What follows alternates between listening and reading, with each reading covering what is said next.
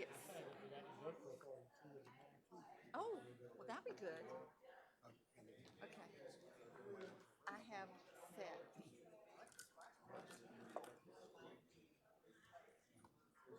Mr. Mayor, I have set. Do not have home. Huh?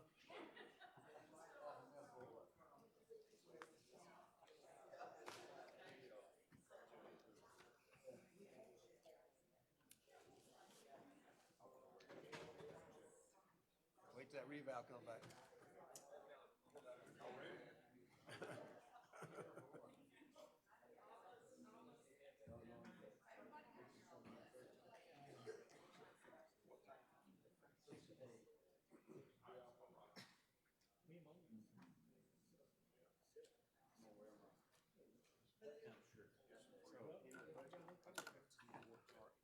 All I got is mention it green and blue. That's my two choices.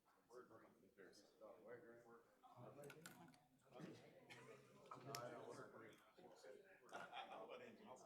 Yeah.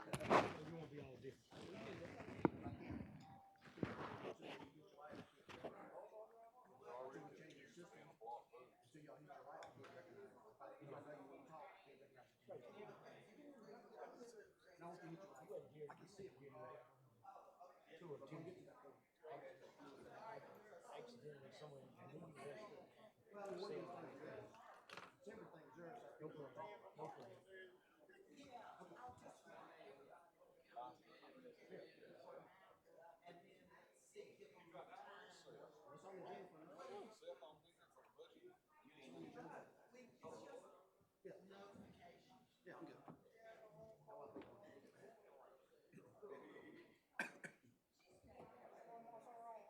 Policy committee, is he calling in? I have not heard a word from him. Um,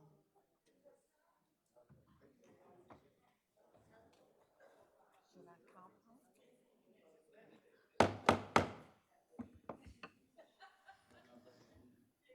him? Good afternoon, ladies and gentlemen. Welcome to Macon-Bibb County Board of Commission meeting. This is our pre-commission meeting, and the time is shortly after 4 o'clock. We wanted to make sure we have a couple of commissioners that will be calling in tonight, and I was trying to give them an opportunity to get plugged in.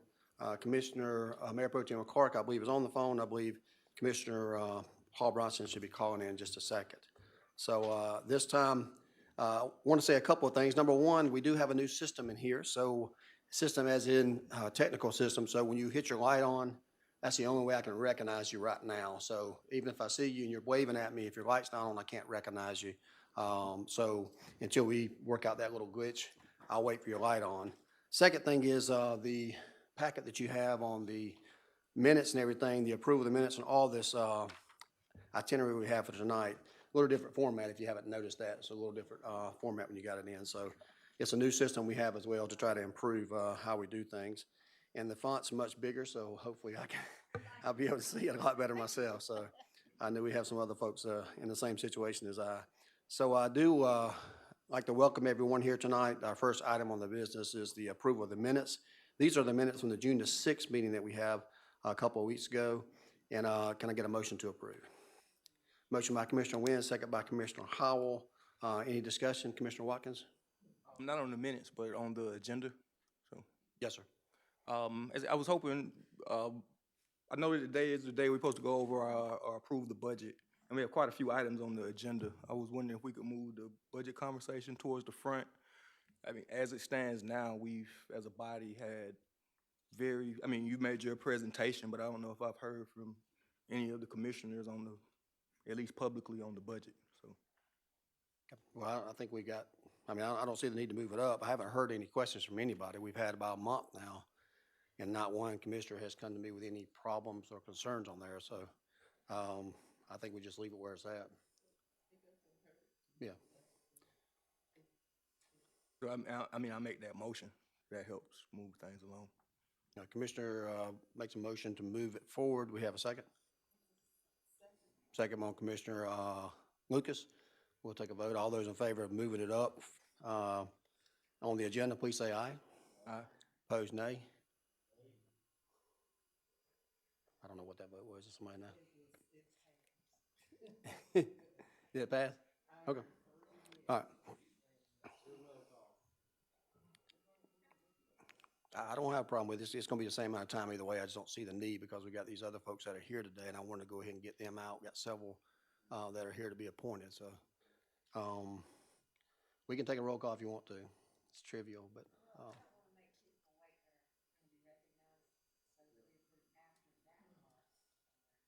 okay, Yeah, that we'll do that then.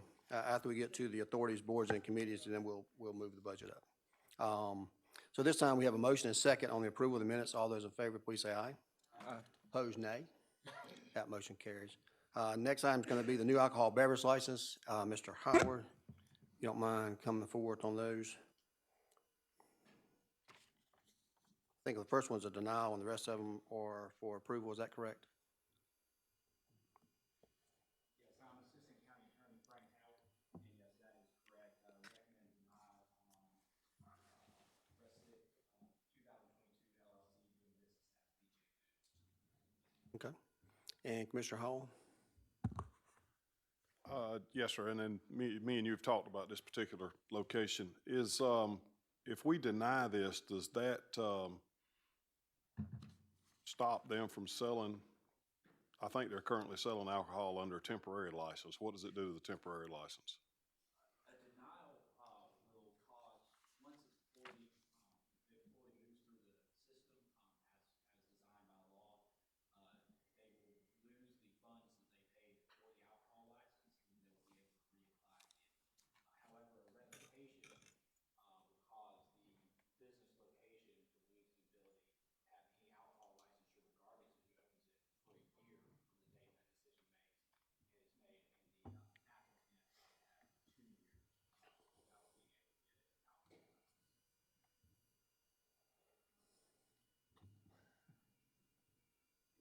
Should I just speak louder? Here we go. There we go. Got a working mic. Thank you, Ms. We Reese. can hear you. It's the people that's in TV land that can't hear you. So my question is, if we deny this today, can they sell alcohol tomorrow? If you recommend denial today, yes, they could sell alcohol tomorrow.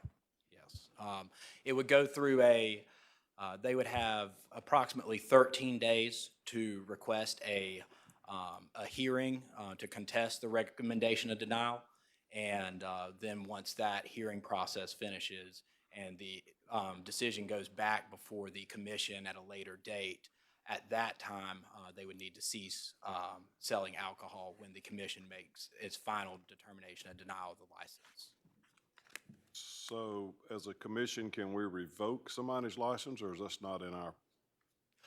You can vote to revoke the temporary license, and that would serve as the revocation where the business location could not have an alcohol license for a year. Well, it's just my concern that this is another example of somebody got a temporary license. They're not abiding by the rules. They don't do what they're supposed to do, but yet they're still in business. They're still selling alcohol. And, you know, my opinion is, and whatever I need to do if I need to make a motion to revoke their license, I want people to play out, everybody be on the same page on what the rules are and how you do business. And that would be within the law for you to move to vote for revocation of the temporary license and denial of the other licensure. Is that over and above denying, or what's the proper procedure for that, Mr. Mayor?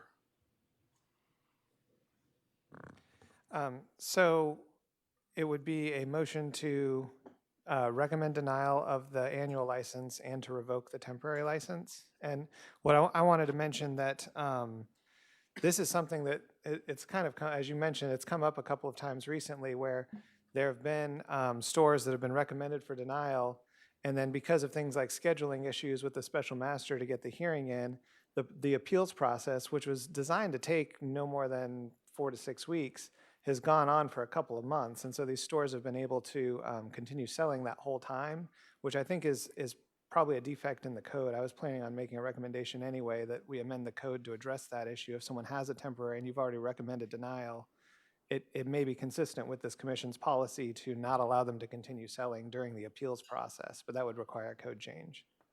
Well, I guess my concern on this particular business, it's already been selling alcohol for a month. And now they're they've applied for something that they can't, that they're not doing. And I guess if what you're telling me is we recommend, or you need a motion to deny and a motion to revoke their license, I'd like to make that motion, and certainly open to discussion, but this is not the only case that we're dealing with this. It just happens to be on Rocky Creek, and I've observed it.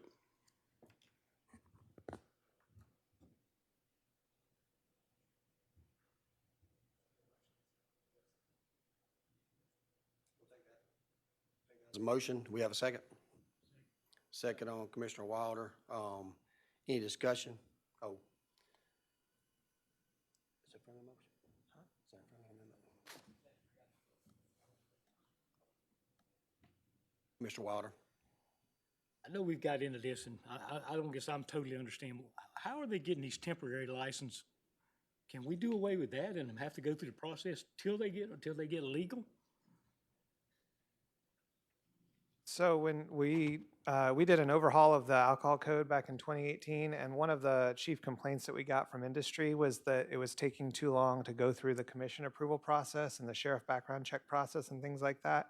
And so the temporary was devised as a way to allow businesses to get to where they can sell alcohol more quickly, subject to if something comes up during the commission review process, then you guys can put an end to it. But where we've gotten to, as I mentioned, there's been a lot of stores that benefit from it. It's just a $100 extra fee, and they get a temporary as soon as they apply, as if they can go through the background check. But there's been a couple of stores that have, I don't want to say abused the system, but have gotten licensure longer than, and sometimes much longer than this commission has already stepped in and said, we don't want you selling alcohol there. Because of the way the code is structured, and that was just an oversight when we did the overhaul in 2018. It may be something we need to revisit then. Yes, sir. I agree. Commissioner Jones? Yes, sir. Attorney Howard, remind us of what this store was in violation of. Reason you're recommending denial?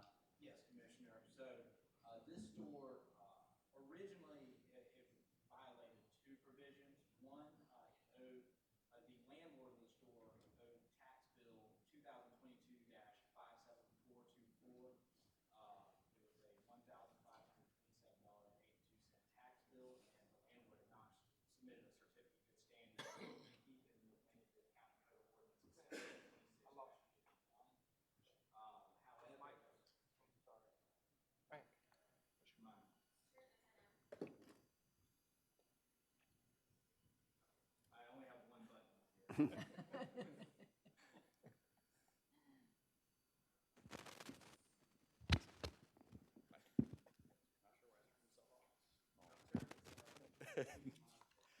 Absolutely, I'd be happy to repeat for y'all. So initially, the landlord had not paid tax bill 2022-57424, which is a $1,527.82 tax bill, and had not submitted a certificate of good standing in keeping with Macon-Bibb County Code of Ordinances, Section 26-51.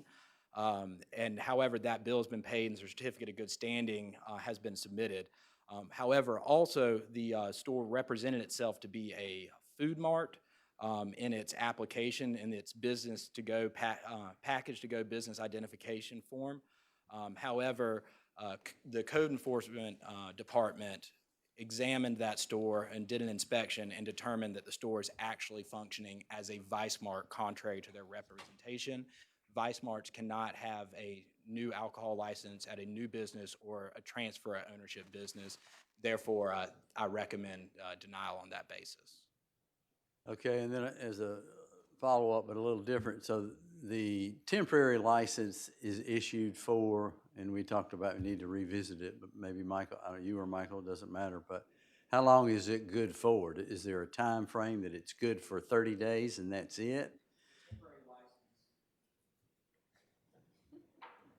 license. The temporary license is good until the commission makes a final decision on the license. Okay, so that could, so there's not a time frame. There's not a set time frame. It just depends upon multiple factors as far as how long that process goes. If they request a hearing, it can take months if they request a hearing. And if they do not request a hearing, typically that decision can take a month.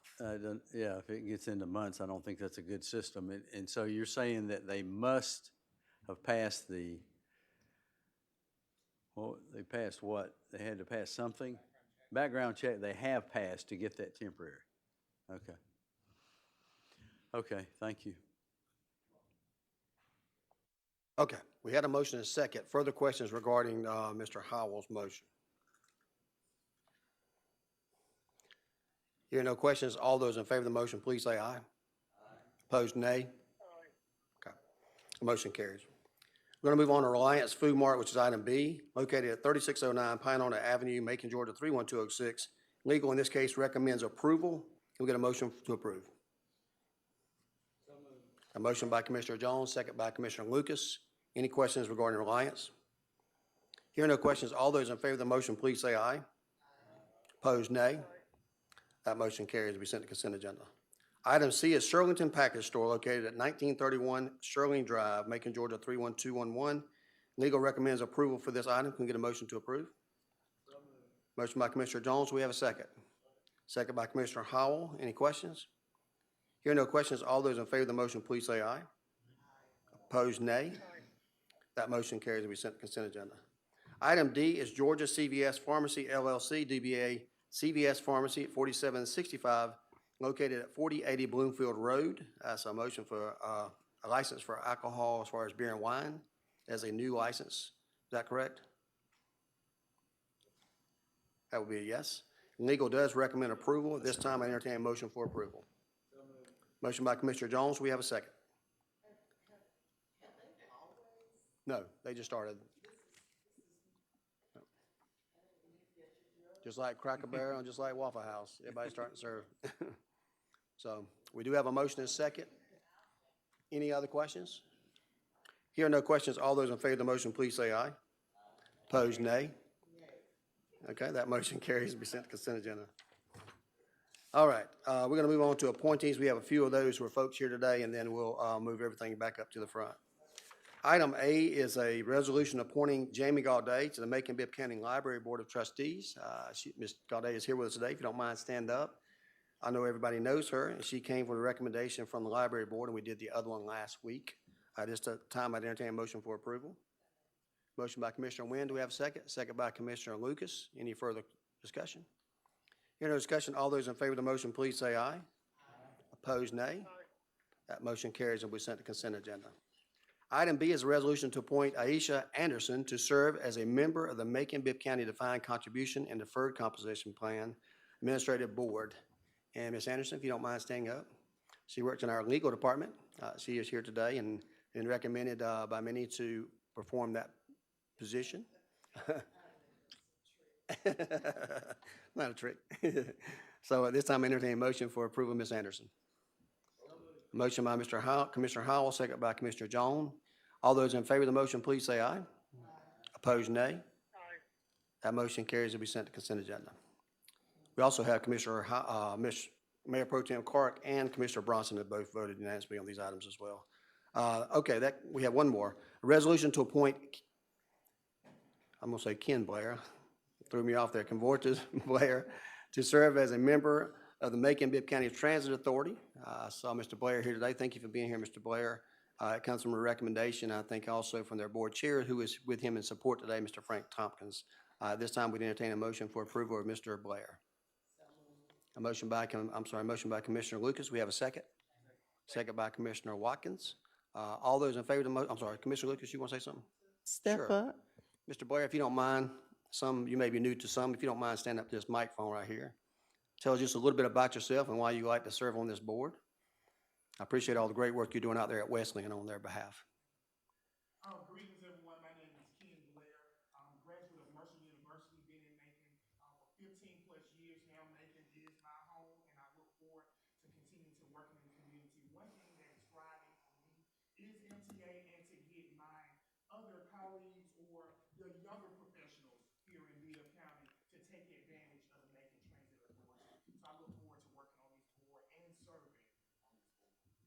Thank you, Mr. Blair.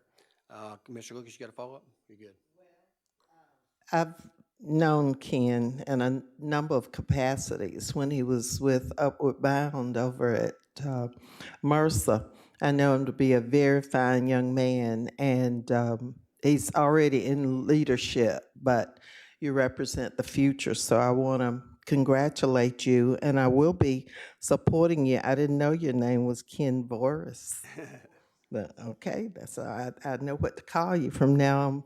The other thing I wanted to mention was the fact that he's heavily involved back in his hometown. What is that, Warrenton? To Warrenton, and has received numerous awards and recognitions. He's a performer, as a wedding planner, and just is multi-talented. So I salute him, and will be very pleased. One question I do have is I heard you mention the fact that you want younger folks to get involved with and know more about, because I think recently there was a situation, and I still have my sign up here just in case. I have to bring it back out. But there was that situation, and I just hope that as a member of the Transit Authority that you will be very, very alert. And you've got your chair sitting there for, he's also a fellow Savannah State College graduate. So he's a good person. But I hope that y'all will be very, very aware of what comes before you and read your material and know what's going on in Macon-Bibb County, that your decisions will impact. So that's all I want to say. You have my full support. Thank you. Commissioner Watkins? How you doing, sir? And just to be direct, it's gonna put you on the spot a lot, as Commissioner Lucas kind of danced around it, but I'm curious, what are your thoughts on the fares and the fees of the Transit Authority? Of course, I advocate for us definitely not raising the fees and possibly even lowering or figuring out ways to do something of that effect. But anyway. There you go. All due respect, Commissioner, I think that'd be improper to ask this I particular mean, why not? candidate. Before I appoint somebody to something, let me get this on the front end, I know where he stands. All due respect, I think that'd be improper. He hadn't had a chance to serve on the meeting, find out all the facts and things behind the scene. I think that'd be improper questioning him, and I would not allow that myself, and He certainly ask knows. commissioners not to do that. So, any other questions relevant to his appointment? All right, we do have a motion and second. All those in favor of the motion, please say aye. Aye. Opposed, nay. That motion carries and be sent to consent agenda. Thank you for everybody that was here tonight, for being here. You're free to leave if you like to. We'll have to take another vote at 6 o'clock tonight. We're going to move on to the rest of our meeting right now, so feel free to get up and leave if you need to. Based on our earlier vote tonight, we agreed to move up in the agenda item 10A, which is the fiscal 2024 budget. This is an ordinance to adopt a budget and appropriate sums for the operation of the Macon-Bibb County government for fiscal year 2024 to provide for a repeal of conflicting ordinances. At this time, I entertain, I make a motion to approve. Can we get a second? Second. Got a second by Commissioner Jones, Mayor Pro Tem Clark. I do recall, Dr. Moffitt, you had some ordinances changes that need to be a part of this. In all fairness, Keith Moffitt, County Manager. In all fairness, to make sure that the document is correct, there are just two org chart changes. The ECD org chart page needs to be updated. I've already sent that to the clerk and the attorney to just switch them out. There were just some, with the grant positions moved around. And on the overall page, the internal auditor has a dot to the clerk, and that dot, I don't know where it came from. Whenever we uploaded to PDF, it added a dotted line, and the internal auditor only reports to Mayor and Commission. So I want to make those two changes on there. Okay.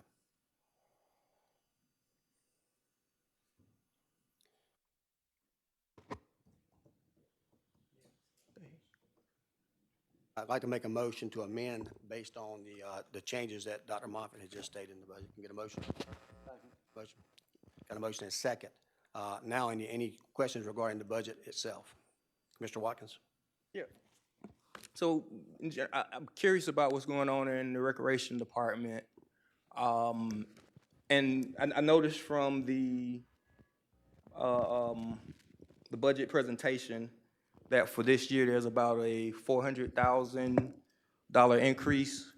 And I've got concerns around how our pools are managed and also, um, I guess, we talked earlier about extending the hours.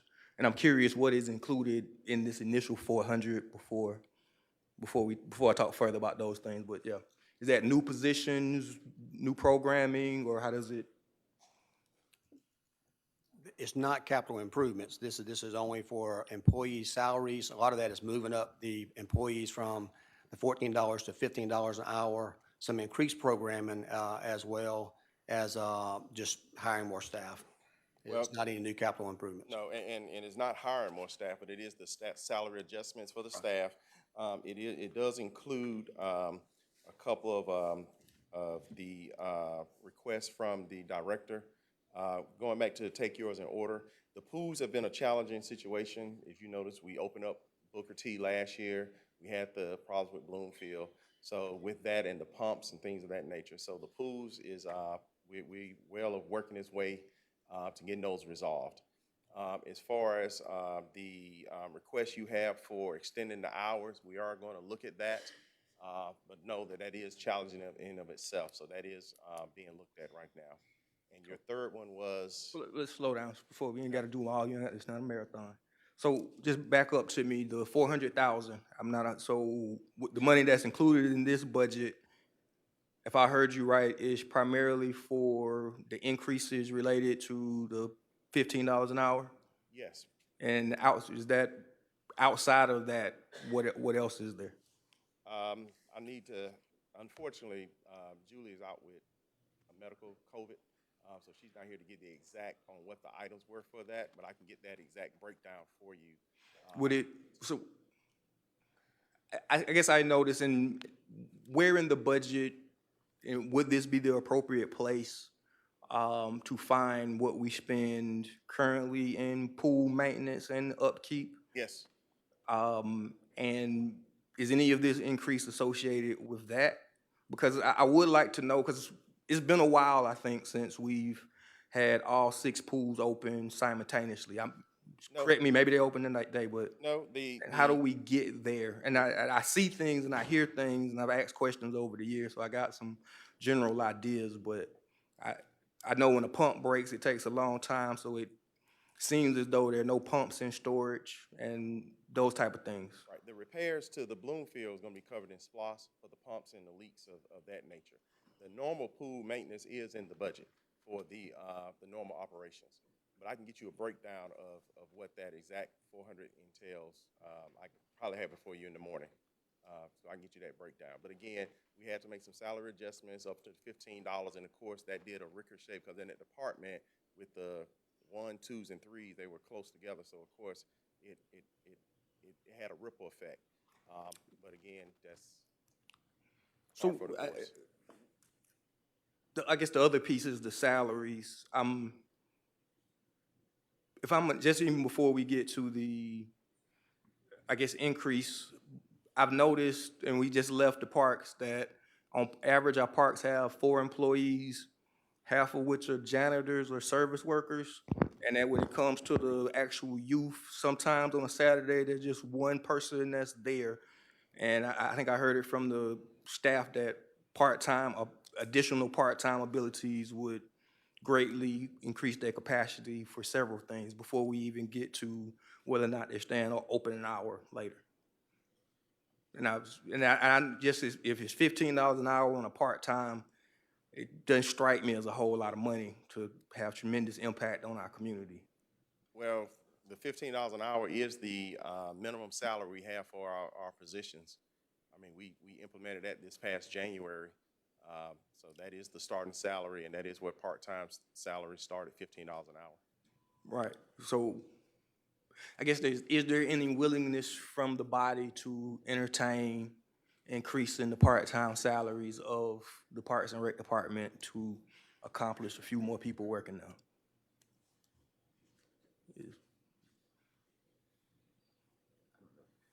I think you're asking one question related to some questions you asked at the meeting, but that's really not the particular budgetary question.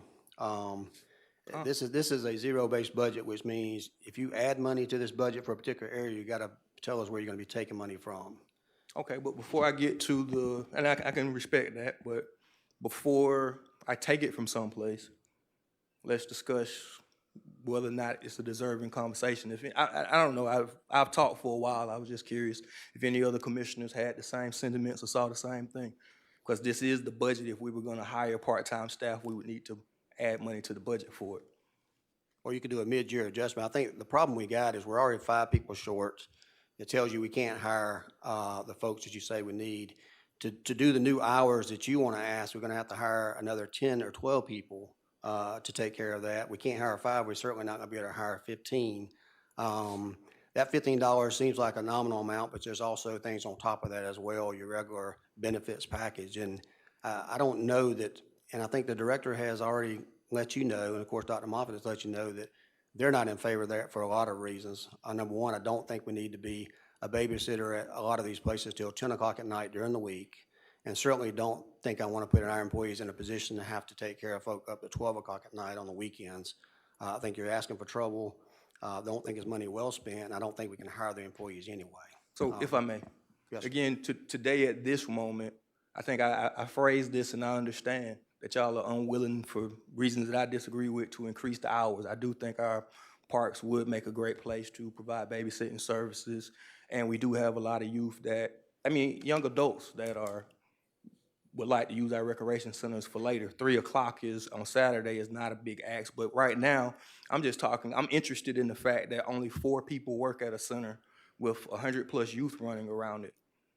And that just seems like that could be a wild situation as well. So I do understand from that perspective, staff being apprehensive about having any type of increase. But 4 people is not a lot of people running the center, especially when one of them is cutting the grass and one of them is cleaning the bathrooms.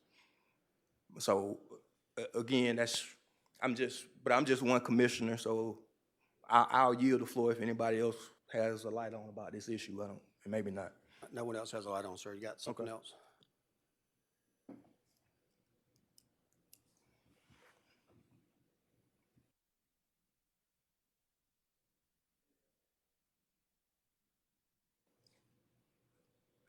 I was curious on I see the health and community services section.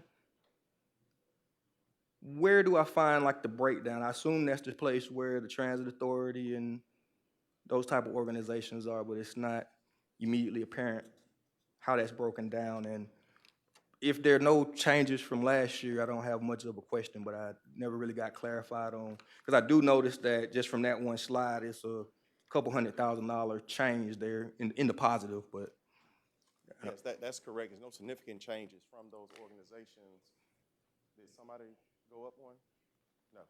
And So they were- why is it more if no one went up or down? the outside agencies, everybody stayed the same?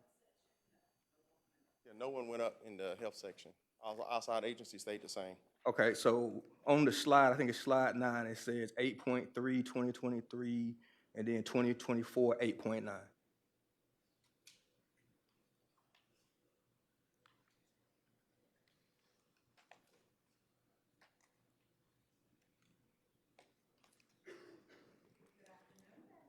Yes, ma'am, how you doing?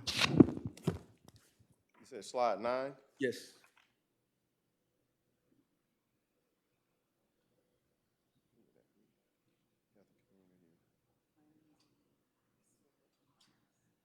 That would be a slight increase to planning and zoning, and economic development at the industrial authority. Where would I find that in the book anyway?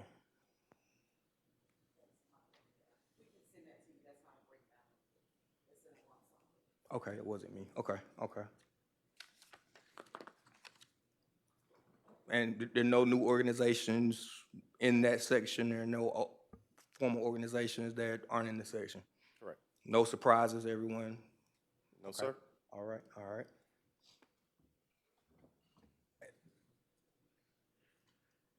Same thing. So similar questions with the beautification.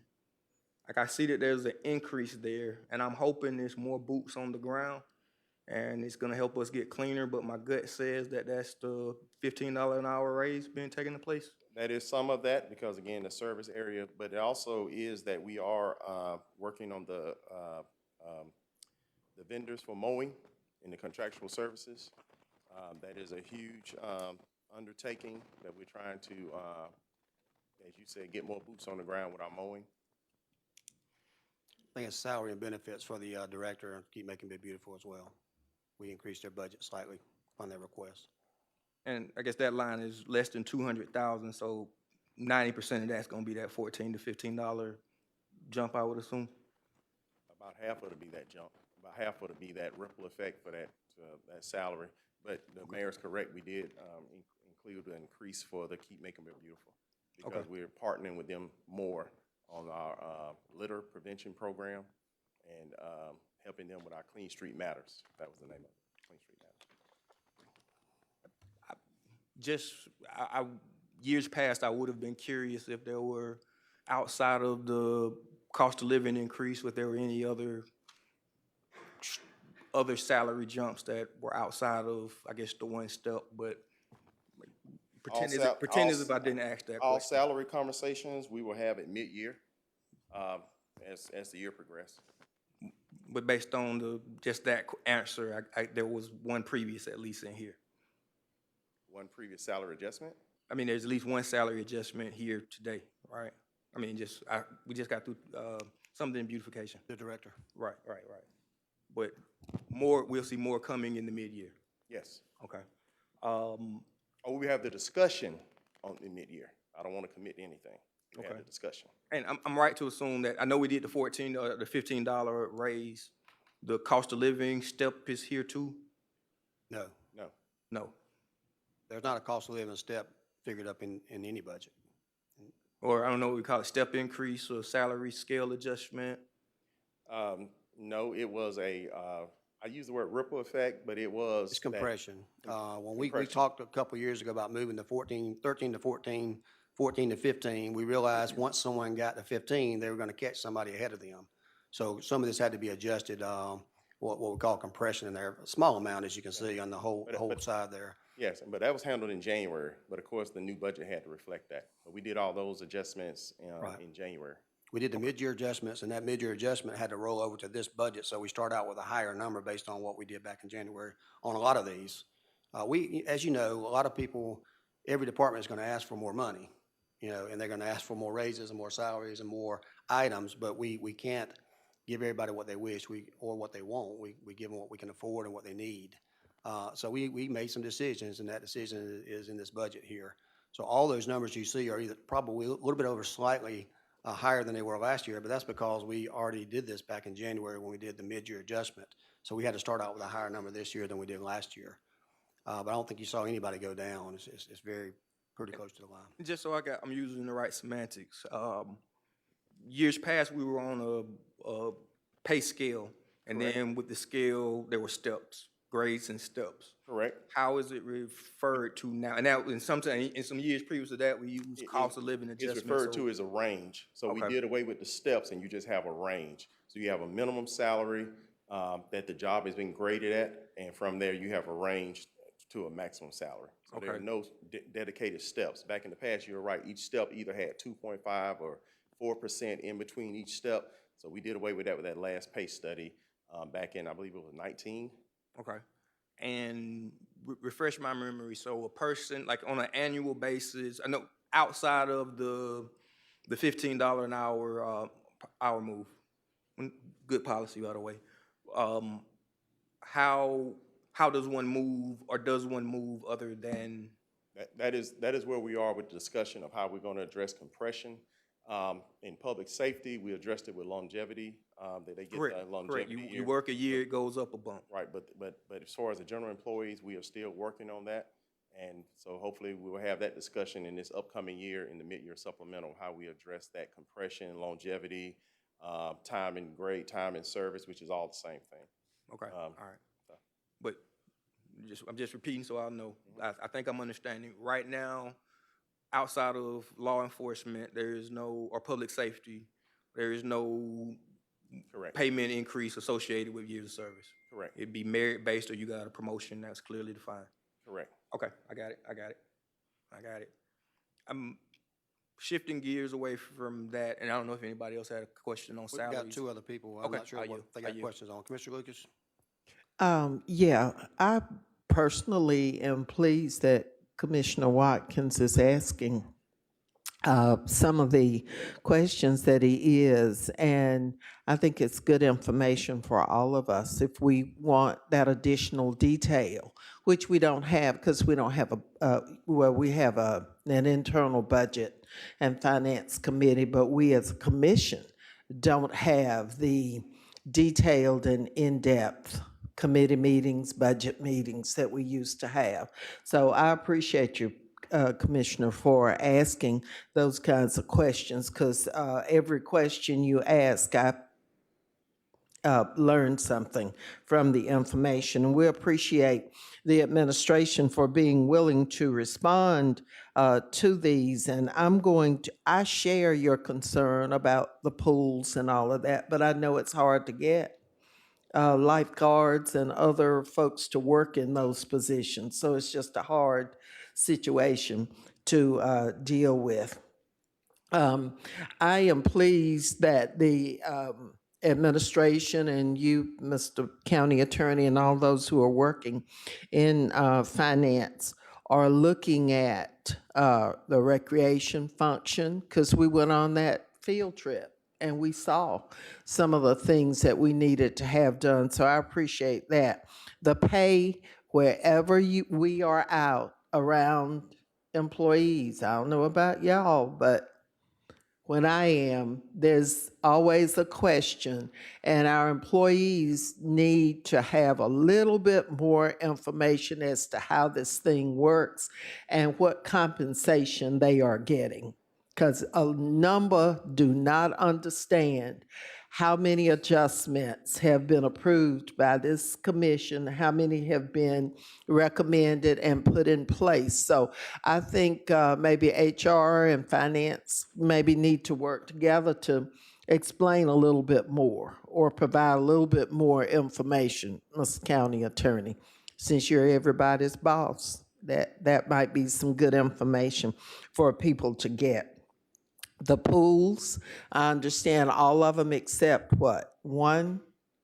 All of them will be in operation except one? Yes, and right now it's, staffing, but yes, all except Bloomfield are operational.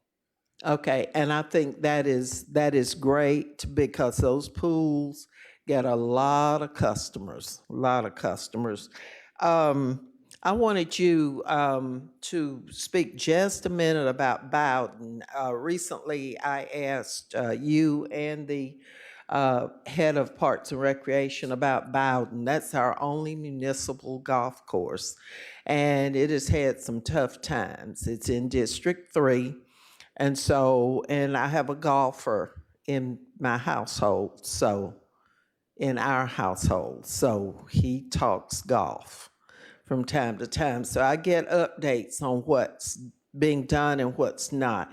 Could you kind of tell us a little bit about Bowden? Because we really don't want it to go in the wrong direction. And we want to keep it there from now on. Because some folks were talking some time ago about selling it, about leasing it out and all of that. And I say they need to go back where they came from with that.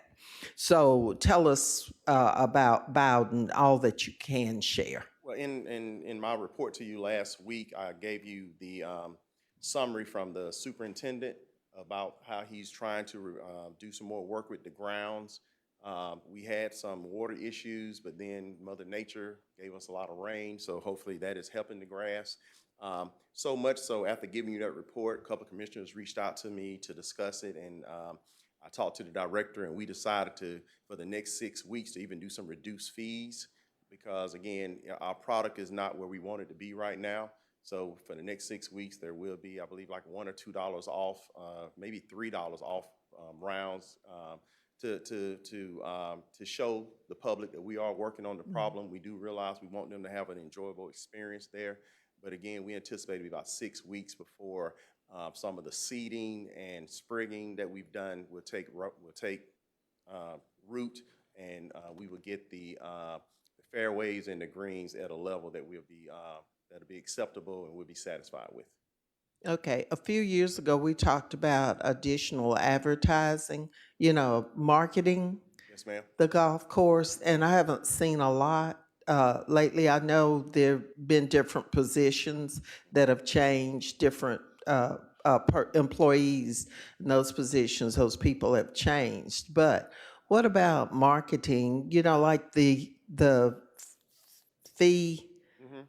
reduction, Yes, ma'am. people need to hear about that. Have they got a plan? I will check with the pro, Mr. Dean, to find out what his latest marketing efforts are. I do know that he did invest in some radio advertisement, some flyers at some of the local hotels, that if people were coming in town and wanted to go do a round of golf, that we were trying to promote through there. But I will find out what his latest marketing plan is for this year and for the upcoming fall. And I'll put it in my new report. We've got a lot of entities where we can share information and reach a whole lot of people because we want to increase the use of that golf course and the amount of money, the deficit has steadily decreased, hasn't it? Actually, no. Actually, the number of rounds is up. Yeah, That's you what I answered it was, right. that's what I Yeah. was trying to say. Oh, yeah, I'm yeah. I not a thought you said, yeah, golf she was giving person, you a but I layup, you was didn't take trying it. to. Oh, I thought you said decrease. I was like, no, I was actually proud. I was writing down the I notes. to make said sure. the deficit Oh, the has deficit, you're right. decreased. That's right. The deficit has decreased. You are I correct. thought I knew Yes, what ma'am. I You did. was You did. I was making a note Okay. to make sure I get you that marketing plan. But yes, ma'am. Thank you, Commissioner Lucas. I Okay, don't thank want you. to talk us into any problems because it has been quiet at Bowden, and I think they're doing a good job of managing things. The course needs a little work, and they're working on that. As you know, we got the pavilion coming, and there's been some other things to get the greens looking better out there. So I do think we're in better shape, and certainly the less noise we hear, the better to get some things done. So thank you for your input on that. Commissioner Tillman, you had a question, sir? Yes, sir, Mr. Mayor. I just wanted to say that, y'all are certainly right. At some point, a while back, some folk wanted to sell Baldwin Golf Course. Some folk wanted to do away with all outside agencies. I'm intentionally not close to the mic. So some folk want to do away with outside agencies. When we first got here over 10 years ago, the budget was like $146 million. We had to reduce the entire budget by 20% over 5 years. I think we did in 3.5 or 4. And so I'm proud to say in 2023, we got a $200 million budget that we're about to approve. So things have certainly come a long way. My only request is that on the roads repair plan, I'd just like a number of streets, if we have that, the street names of that we're gonna be doing repairs on. Yes, sir. And when we talk about a lump sum, where is that in the line item budget located for those street repairs? Where does that fall under? The LMIG, which is SPLOS, we pay road repairs out of SPLOS. And last budget year, we did a supplemental for the $2.5 million to do the general fund list. That 2.5 for this budget has not been done yet. We would do that supplemental in probably November, December for the general fund 24 roads. I am meeting monthly with the engineering department to go over the roads to ensure that we are following the roads that we have already listed, and to include sidewalks. I know I have commitments to have those sidewalks done by December. Additional to that is striping, to make sure that the plan that we have for striping roads is done. Additionally, we just did a RFP for a contractor to do patching. So therefore, if a road is not labeled or not qualified to make the paving list, but it has a large area that needs to be patched, we will go ahead and do a scope of work on patching. And we have a list of those roads? Yes, that need the patching. Okay, Yes, sir. All right, thank you. If we can get that at some point, that'd be great. Thank you, sir. Thank you, Mr. Tillman. Mr. Watkins? Hey, just to follow up on Commissioner Tillman, which line or department is the road paving general fund in? It's either in Public Works Contractual Services or Engineering Contractual Services. I think it's in Public Works Contractual Services to but again, the 2.5 for 2024 has not been done yet. That'll be a supplemental we'll do in either November or December. So the public works budget that we see in here doesn't include the supplemental from last year? It would be a reduction? No, it is not. Remember, the supplemental for this year was in this year's budget. So next year's budget does not include it just yet. We're gonna do the supplemental in either November or December. Okay. So that's something we'll handle in mid-year? Correct. Okay, all right. Take me back to the golf course as well. Just All right. kind of curious about that same question. Where in the budget do I see the golf course and the other enterprise funds reflected? You are right, the golf course is a enterprise fund, and it is in your package.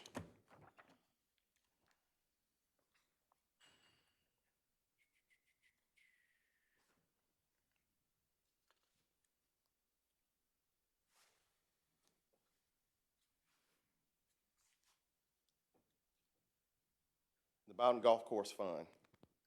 It'd be, if you look in your package, it's on page 1, 2, 3, 4, 5, Bowden Golf Course Fund.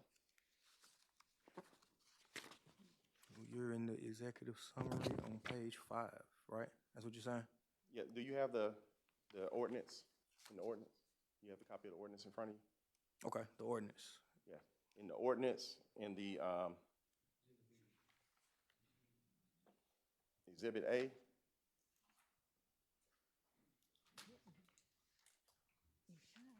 All right. And then I come down to, at the end of total expenditures, general fund, you're saying somewhere is a Bowden Golf Course Fund? Yep, keep coming down. It's after the Coliseum and Auditorium Fund. Okay, 974,000. Yes, sir. All right, so what's that number telling me exactly? That's the operation budgeted for the golf course. So that would be the expenses to run the golf course. Correct. And so I guess the second question, and I don't care what the number is, because I'm all for us keeping the golf course, Yes. but what is the revenues related to the golf course? And where do I see, if there is a gap, or if there's a deficit or surplus, how does that show up in the budget? Because this is a budget, that is our anticipated number for the year. If throughout the year we have an overrun or we have a excess or a supplement, we will make that adjustment at end of the year. But again, this is our target that we run with that. So this 974 shows me that you're gonna, that 974 is expensive revenue, or is it a balanced budget? Or how does that work? It's a balanced budget. Okay. And does the Bowden Golf Course Fund have a Deficit? does it have an account with money in it that it draws from when it runs a deficit, or does it immediately pull from the county, the general fund? At the end of the year, we pull from the general fund? At the end of the year, if it's insufficient, it would be a transfer in or transfer out, just like we do everywhere Out of else. curiosity, what was the transfer in or transfer out for this FY23 that we're in now?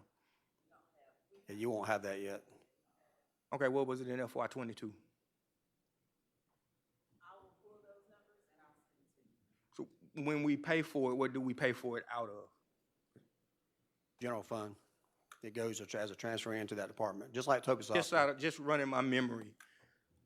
Is it, I believe it's the last item before the total expenditure, sorry for putting y'all through that. So the transfers, the other funds, which is the 9.2 million total expenditures, right above the last line in the total expenditures section, before you get to the funds that we're talking about now, still in Exhibit A.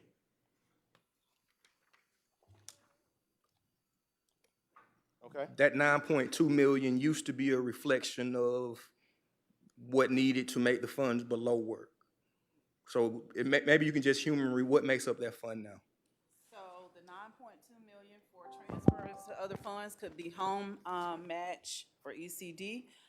If there's an airport transfer, the Bowden transfer, vehicle So I'm maintenance, asking how all much those. of that 9.2 is Bowden, how much of it is the mall, how much of it is the Centralplex? I don't have that number on me, but I can give you that breakdown as well. So let me pull those for you. Okay, all right.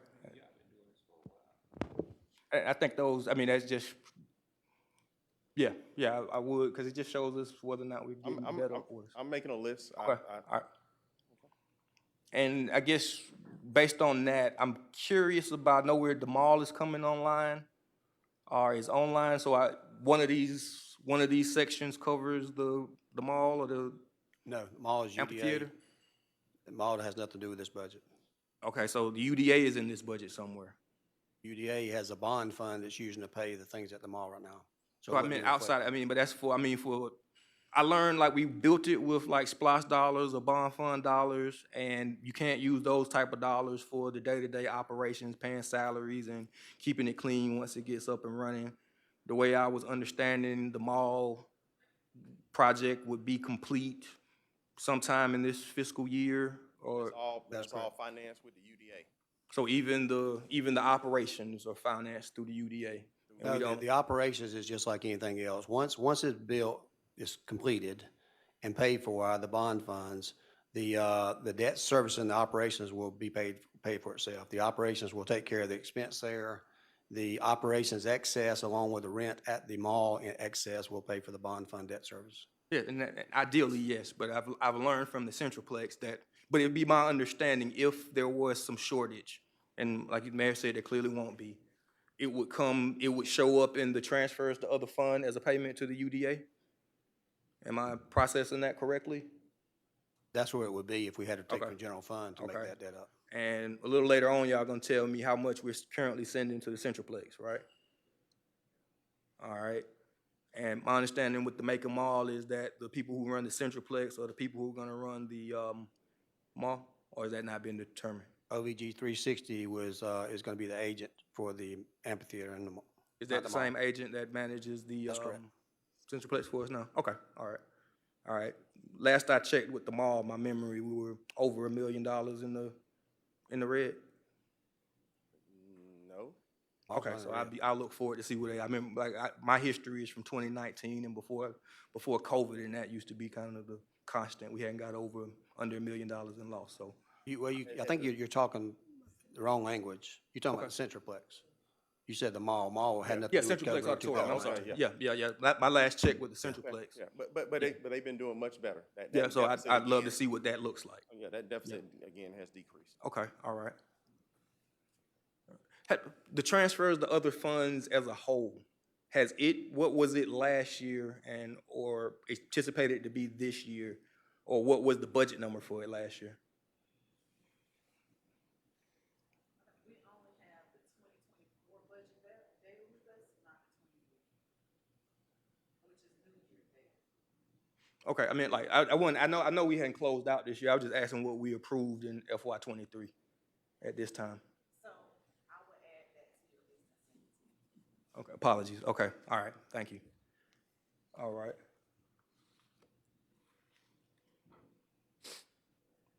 I'm sorry, and I'll yield for a moment. Nothing else to yield to. We're about to take a vote, so you may want to keep going if you got some more questions. Oh, okay. So I'm gonna get the vote without getting any of the information? Awesome. Let's go. Let's do it. Okay. I would think that in the last 20 days since we presented the budget, we'd get some questions in writing about this, and to date, we have not received any, except for a couple telephone calls that we did answer and give information. You had all the information last year, you voted on it, it gave all those numbers you're asking for today. I can say refer back to those numbers. We do a Oh, mid-year. it's crazy, y'all. Some of those answers I never. We do a mid-year adjustment, and then the mid-year adjustment starts the next year a little bit higher. So anyway, that's where we're at. The one thing we need to clear up is we had a motion and a second on an amendment. That amendment was to add the organizational charts that Dr. Moffitt had mentioned earlier. So this time, we're going to take a motion on the amendment. So all those in, well, actually, we got a motion second already. All those in favor of the amendment, please say aye. Opposed, nay. That motion carries. Now we're going to vote on the budget itself. And we have a motion and second already. Yes. A motion and second. You have a question, Commissioner Watkins?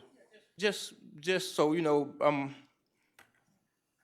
the actual millage rate and the tax, as you know, I'm more concerned about service delivery on the lowering of taxes, but I understand that a large number of property owners, which make up about 50% of the community, are very excited about the millage rate decrease. But you've explained it before, but just explain it one more time how this is working, and You want me to explain it to you again, or you want me to just explain it for the general public? general public will be Okay. fine. So the OLOS required a 5 mil decrease by law after we collected the funds last year. So, and the estimated taxes that, estimated millage rate that went out in your bills recently included the 5 mil rollback.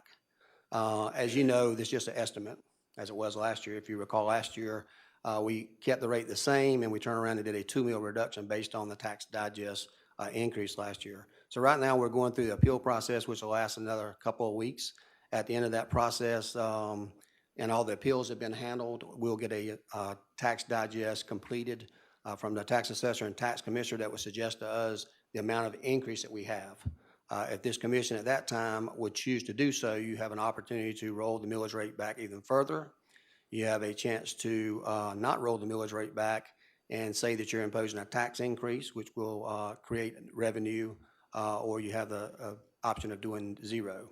One thing we're required to do is a 5 mil rollback, and we certainly do that. And I anticipate another millage rate decrease coming as soon as we do the tax digest. That's based on preliminary information that we've received indicating the amount of values that have gone up. Most people may not know this, especially at home, but Macon-Bibb County doesn't profit significantly when your values increase, except for two circumstances. Mostly if you have a new building, if you have a piece of land there and you build a building on there, certainly that's a new taxed amount. Or if you sell something at arm's length and that creates that or have an addition, those are real value increases. If you purely just have an assessment based on an appraisal that's been done to your house, and like myself, $105,000 in my home, you can look it up yourself. I got an appraisal for $105,000 more this past year. And my law office itself, the land value increased by $200,000. Don't take my word for it. You look it up online. It's public information. That is a estimate. Those values are what the assessor says those values are based on the computation they do for doing Georgia law. Has absolutely nothing to do with anything that Macon-Bibb County is doing or nothing to do with the millage rate. What we get to do is assess the millage rate. So my property will be valued on that. Whatever that amount is in total increase in the community, we'll get a number. And whatever that number is, if you roll the millage rate back, we'll give all that money back to the people in Bibb County and not take any additional funds. Therefore, we have those options that we're looking at. And it will be my preference and my recommendation at that time that we roll back the millage rate once again, based on these values that I've seen in Bibb County so far, but I can't make that decision until all the appeals are in. So the 5 millage rate we got back so far is an estimate. I do see that going up in the very near future, probably by the time we take another vote in August to set the millage rate so the bills can go out. School system's going through the same exact process now. My understanding is they are not going to roll the millage rate back, and they will be collecting additional funds. And at that point, if they make that decision, they'll have to have a hearing for the public to decide on that. Other counties are doing the same thing. Recently learned that Warner Robins is doing the same thing. Once again, they will not be rolling the millage rate back. They'll keep their rate the same, which means they will get the money for the increased value, and they will have to have a hearing because that is indeed a tax increase. So that is how the millage rate works. 2.5 years ago, our millage rate was 20.33. We lowered that to about 0.5 the first time and lowered another 2 mils last year. And this year, we're in the 5 to 7 mil range. So in 3 years, the millage rate would have been decreased in Bibb County over 40%. And that's what we told people we were going to do with the OIs. So that is how the millage rate works. That is what's in this budget. That's what I'm asking you to pass tonight. And then we'll come back at a later time when the tax digest is complete and all appeals have been handled and decide how we want to adjust that millage rate, whether we want to reduce it further, whether we want to leave it the same. I hope that answers your question. Yeah, but it brought up another one though. I'm curious. Based on my understanding, the sales tax and the property tax make up the millage rate formula as it relates to the rollback, and those stay. I guess it stayed neutral. But how do we account? I'm sorry. I noticed that there's a $5 million increase in our general fund revenue. how did we accomplish that with the, and it's be several hundred sources of revenue that we collect, but how did that get accomplished with the changes to the tax, the property and sales tax being neutral? I don't know if I understand your question. We generated all kind of different revenue last year that we didn't have the previous year. Yeah, and I guess with a $5 million increase outside of it coming from property and sales tax, I'm just curious on what was the Real growth. largest driver of Real that. growth. We had real growth. We've had over 770 new homes built since July of last year that we're getting the benefit of for this next year. We've had 1,900 new units put on board that we're getting the benefit of for apartments and duplexes and triplexes. We've had some pilots that's no longer doing pilot, and their taxes completely are going back onto the digest. We've also had several pilots that have been very large checks, and we've had some other payments, like $1 million came in from the solar panels out on near the So base. $1 million from solar So panels. we've had several different things go up. Had a few things go down, like your tablet probably goes down over a period of years for your car, your automobiles, and things like that. We did have an increase in sales tax over a period of years. That's going to be figured in more so when you're lost, and that is something that's estimated right now, and we won't know until we get the final numbers from Tax Digest. So when we say estimated, we're doing this budget's our best guess of what we think is going to be coming in based on past performance and based on what we're seeing in the community. We are being a little conservative because we feel like that we may be in a recession or headed toward a recession in the national ring, and inflation has not gotten under control. And we need to use our money wisely. That's why we've chosen over the last couple of years to do mid-year adjustments.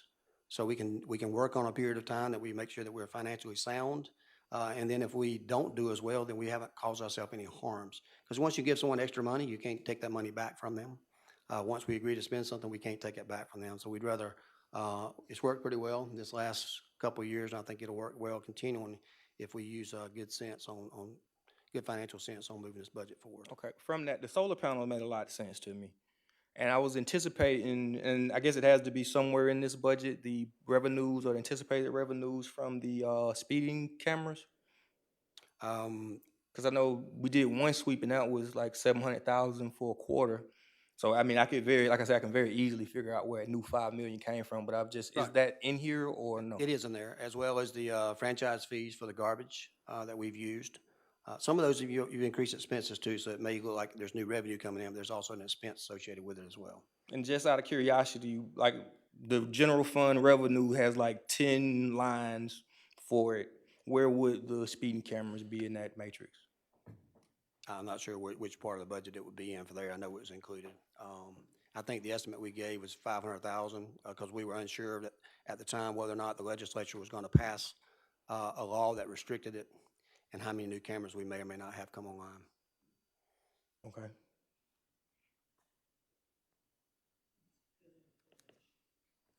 Appreciate it. At this time, there's no further questions. We do have a motion and second. All those in favor of passing the fiscal year 2024 budget with a $5 million decrease, please say aye. Opposed, nay. Opposed, nay. That motion passes 8-0. It appears that Commissioner Tillman's not in the room. Okay. We're going to move back to where we were on our agenda. We have several items on the agenda. We do have a need to go in executive session if we get time to do so. And we also have a hearing on some property at 5:45. So I'll do my best to get through this as expedient as I can. If not, we'll just go over. Item 5A is a resolution authorizing the mayor to execute an agreement with the Crisis Line and Safe House of Central Georgia, granting a community development block grant in the amount of $38,500 to provide shelter services to individuals and families involved in domestic violence situations with a 12-month period. That is my motion. Can I get a second? Second by Commissioner Lucas. All those in favor of the motion, please say aye. Opposed, nay. That motion carries unanimously to be sent to consent agenda. Item B is a resolution authorizing the mayor to execute an agreement with Family Advancement Ministries, granting a community development block grant, CDBG, in the amount of $42,500 to the Family Advancement Ministries to provide eligible families with daycare assistance. That's my motion as well. Can I get a second? Second by Commissioner Lucas. Commissioner Wynn, you have a question. I wanted to ask how the families that are found to be eligible for this amount of money, because a lot of people need help with daycare services in our community. Right, it's awarded to this particular group who seeks them out through defects and all other sources that they have under their disposal, and we award the money to them, and they take care of all that. Well, is anybody eligible for this? Anybody? A lot of people here in town would say they want some of this money too. Right. If they Daycare is qualify, expensive for they can get it. everybody. Go ahead. So with these funds, they're from the Department of Housing and Urban Development, and so they must fall within a certain income level to qualify for these particular funds. As a part of their agencies, there are also other programs that they are seeking out in most instances as far as that particular agency is concerned. I can't hear that last part of your comment. Could you say it again, please, Ms. Jackson? Can you hear me now? I can now. Okay, I'm sorry. I said that for these particular funds, that you must be eligible with regards to the income guidelines as far as the Department of Housing and Urban Development. And then for this particular agency, they also have criteria and eligibility with regards to the agency as well, and then all the other services that they provide. So they need to come fill an application out of some sort that shows income level and other qualifications. Yes, there's documentation and everything that is required as a part of their application. Yes, ma'am. So they'd come to which office for that? So that's Family Advancement Ministries. Okay. And we have Gigi Rawls that's here too with regards to the executive director for that Okay. program. I know people want to know because daycare is an expensive item for families, all families. So, thank you. Thank you, Commissioner Wynn. Thank you, Ms. Jackson. We do have a motion and a second. All those in favor of the motion, please say aye. Aye. Opposed, nay. That motion carries unanimously. We sent the consent agenda. Item C is a resolution authorizing the mayor to execute an agreement with Big Brothers and Big Sisters of the Heart of Georgia, granting a community development block grant in the amount of $25,324 to provide mentoring services to at-risk youth. That's my motion. Can I get a second? Second by Commissioner Lucas. I saw Commissioner Howell as well. Any questions regarding that item? Hearing no questions, all those in favor of the motion, please say aye. Aye. Opposed, nay. That motion carries to be sent to consent agenda. I am interested in finding out if anybody does daycare at night. As much as I work with our partners over there in Warner Robins and we have the base, we have a lot of airmen that work those shifts, and of course, we have a lot of people in Macon that work those shifts, and it seems like there should be some kind of a need, so we've been There are a couple exploring. 24 hours in the area. What's that? There are a couple 24-hour in the area. We'd like to know who they are, because we've got some businesses, when we do our existing industries and what their challenges are. One of them is transportation, and we're working on something with that. The other is finding daycare services that work around people who work the midnight shift salaries.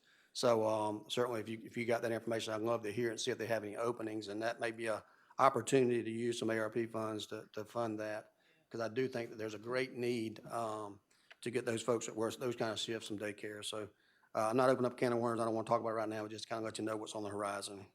Abandonment of the unopened right-of-way of Bonita Place. Ms. Beavers, are you presenting that? In case there's any questions, you can come down. If not, we'll let you walk back there without saying anything. This is a resolution to authorize the abandonment of the unopened right-of-way of Bonita Place and removal of such path from the official roadmap of Macon-Bibb County. That is also what our hearing is for at 5:45.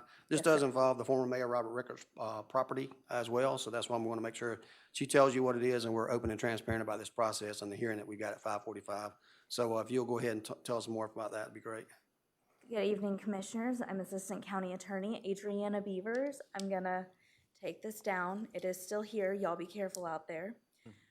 So after he left office, former Mayor Rickert filed a petition to purchase this unopened right-of-way coming off of Bonita Place that passes from where the open portion of Bonita Place ends down to Forest Hill Road. It's completely undeveloped and it's pretty hilly. We've been out there.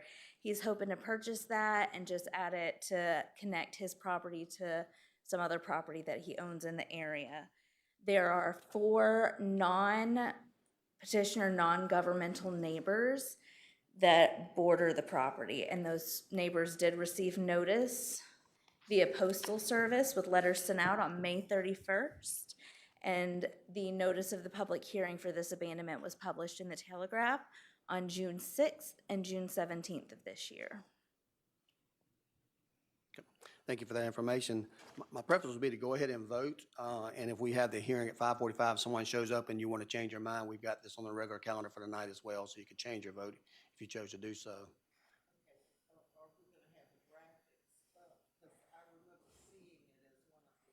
you have any graphics on this, Mr. Ford? On the Bonita? We can get graphics. Okay. Yeah, there's some diagrams in the package.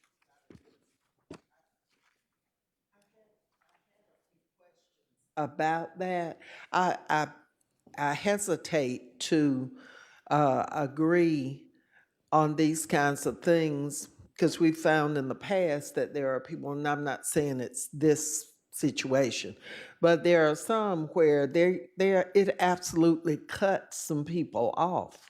They use it as access, and it's easy access for them. So it's kind of hard. I'm hoping we'll have more discussion. I heard you say we will discuss it more later, but I want to see and be assured that there's nobody that's being cut off from.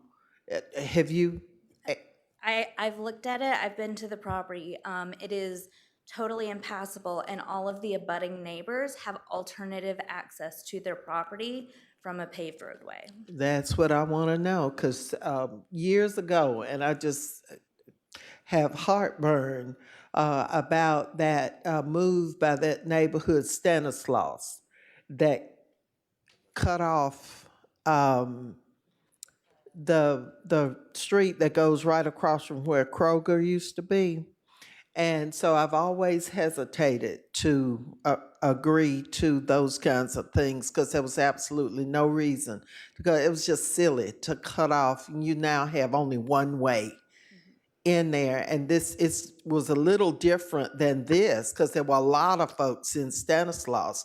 But in this one, at least they're the four and then the Rickards who are dealing with this.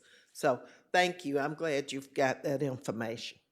Thank you, Mr. Lucas. At this time, entertain a motion for approval. So moved. Motion by Commissioner Wynn, second by Commissioner Jones. Any further questions? Hearing no questions, all those in favor of the motion, please say aye. Aye. Opposed, nay. That motion carries. They and be don't sent have to consent agenda. pay us for when we close that kind of thing, when he's accepting, Yes, ma'am. that will add to his property, right? It'll add at least access or whatever. Right. Are they paying something? And I'm sorry to, So whenever a petition to purchase comes in, the petitioner pays a $500 fee. That's $250 for legal and title fees and $250 for engineering and survey fees. And then they're also paying the fair market value of whatever parcel. So in a few weeks, when this comes up, there will also be a authorization of a quitclaim deed to former Mayor Rickard for this at the fair market value of the property. okay, thank you. Thank you. Only thing you're gonna see back there is maybe a coyote. Commissioner Howard, do you have a question, sir? Okay. I did, and I was trying to get it in before we voted. Okay. Looking at this, looking at Q Public, there is one lot that's gonna be landlocked if we do this. That was why I was Looking asking. at Q Public, there's a property that's gonna be landlocked, so I've got a real concern about that particular piece. I'm not aware of any property out there landlocked, but we got a hearing at 5:45. We'll see if anybody shows up, and we've sent notices to everybody. So we'll handle that time. Thanks for that information. Going to move on to item 7A. Item 7A is a resolution authorizing the mayor to execute an agreement of extension with the Houston County Board of Health WIC program for the lease of office space located at 456 Oglethorpe Street in an amount of $21,215 for 1 year. That's a negotiated lease, and I'd ask you to approve that. At this time, we entertain a motion for approval. Motion by Commissioner Wynn, second by Commissioner Tillman. All those in favor of the motion, please say aye. Opposed, nay. That motion carries and will be sent to consent agenda. Item B is a resolution authorizing the mayor to execute a lease agreement and an operating agreement with the Board of Regents of the University System of Georgia for the lease of property and the operations of the FBO at Macon Downtown Airport on behalf of Middle Georgia State University. This is for the downtown airport. And at this time, you've got all the documentation included in your packet, including the price range on there as well. I got a motion to approve by Commissioner Tillman. We get a second? Second by Commissioner Jones. All those in favor of the motion, please say aye. Opposed, nay. That motion carries to be sent to consent agenda. Item 8A is an ordinance amending Chapter 7, Article 2, Division 17 of the Macon-Bibb County Code of Ordinances to establish timber harvest operation and notice requirements pursuant to OCGA 12624 and for other lawful purposes, sponsored by Commissioner Elaine Lucas. Commissioner, would you like to make that motion? Yes. Commissioner Lucas has a motion. We have a second. Commissioner Tillman. Commissioner Lucas, would you like to say anything about that? Ask for everybody's support on this. Some months ago, I started getting phone calls from a lot of my neighbors. We're totally surrounded by trees and our neighborhood over off Shirling Drive, and there was a timber cut. And normally, the planning and zoning, timber cuts used to go through planning and zoning. And you could read the notice and see, but they don't do that anymore. And I found that out after, going here, there, and I finally ended up as the engineer. I think I called you too, Mayor, to ask you about it. And they did have information.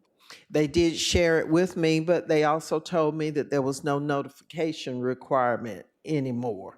So from that time, I felt like there needed to be notification, because if folks come and they're running these big trucks through a neighborhood and the neighbors are noticing, they're calling us, we at least ought to know that there's something, what's going on, that there's a timber cut, and then look and make sure that they're not clear cutting or that they're leaving a buffer there. So this was a sample that came from, it was an ordinance. Janice notifies us regularly that there are Zoom meetings from, is it ACCG or GMA? And this was one of the items that they sent as a recommendation for cities and counties that wanted to look at it and possibly put this in place where there would be notification. And I don't know about you, but I certainly want to be notified when there's a timber cut and big trucks and other kinds of things going on. And you don't want your neighborhood cut totally bare and left, because there's some security in having a buffer around your neighborhood. So that's what this is all about. And I think all cities and counties that are members of this association, they had this recommended language, and I appreciate the legal department for putting this in the right format for us to consider. Thank you, Commissioner Lucas. Commissioner Howell? Yeah, just a question. Does this cover both the notification and the regulation of how much they can cut? I don't think it does. Hey, excuse me. Hey, Commissioner. It does not cover how much they can cut. It does do the notification, and they post a bond with the county when they do these cuts. So if they damage the road at the entrance or exit of where they're cutting or leave debris on the road, we can file a claim against that bond. Okay. Sounds good to me. We do have a motion and a second. All those in favor of the motion, please say aye. Aye. Opposed, nay. That motion carries and we sent to consent agenda. I welcome sponsors on that too, because the next two items will be explained, I think, by our county attorney, or senior county attorney, Mr. McNeil, and we're going to do that, and we have a hearing at 5:45, and then our next meeting at 6 o'clock. So the first is going to be ordinance to amend Section 3 of the Macon-Bibb County Government Policies and Procedures Manual entitled Legal Notices for the purpose of amending and relating such sections. And the second one, item B, is ordinance to amend Section 4 of the Macon-Bibb County Government Policies and Procedures Manuals. We've been taking these one section at a time and bringing for you to update, and now we're on these 3 and 4. So at this time, I'll turn it over to Attorney McNeil. You want to do it from your seat up here? Okay. I can do it from here. Okay. With you, sir. Okay, so yeah, as Mayor Miller said, we have a committee of departments that have been reviewing the employee handbook and making recommendations to administration. Administration has reviewed these and has approved them to be brought forward to y'all for approval to change our employee policy handbook So first, I'm presenting Section 3, which was formerly titled Legal Notices. This changes the name to Employee Policies and Grievances. The current Section 3 spells out a adversarial grievance policy where if an employee has a complaint about a routine matter relating to their job performance that their supervisor, their manager, their department head disagrees with, it allows the employee to demand an adversarial hearing and with a court reporter, with a special master appointed. It's a very cumbersome and expensive process for what can potentially be just a very simple management matter. And so this streamlines that by changing the grievance policy to basically creating 3 channels for employees to raise complaints or concerns. The first is through the departmental chain of command, and that would relate to just general questions, concerns, complaints about routine matters, employment conditions, wanting to change your schedule, things like that. The second is through HR, which would be for if an employee has a complaint about their chain of command or has something to do with benefits or something that HR primarily deals with. And then the third would be through compliance officer, which this commission appointed me to be the county compliance officer last year. And so that would be for if someone has a complaint relating to some sort of violation of state or federal law, discrimination, or accommodation complaint or something like that. And so once they raise those through each channel, it sets out the procedure for each of those 3 channels to address the complaints and resolve them for the employee. And it does so in a way that doesn't require bringing in outside special masters and court reporters and additional formalities that haven't really promoted any benefits for the county. Section 3.2 addresses public grievances. So in the handbook right now, there's a similar process for members of the public to bring grievances against the county, but it's only about employment conditions, which is a little bit nonsensical. The employee handbook is not really for the benefit of the public. There's not really anything that a member of the public doing business with the county should make reference to the employee handbook. And so really this just directs it says if a member of the public has a grievance, where employees should direct them, but does not otherwise spell out a process for handling public grievances as a part of the employee handbook. Section 3.5 was revised by outside counsel. We have specialty human resources counsel, Grant Greenwood, that works at James Bates, to update to reflect the current state of the law for the Americans with Disabilities Act. Section 3.06 is the Equal Employment Opportunity section. When I brought Chapter 1's revisions to the commission a few months ago, we relocated that into this section having to do with compliance and policies. And so there were just a few terminology updates.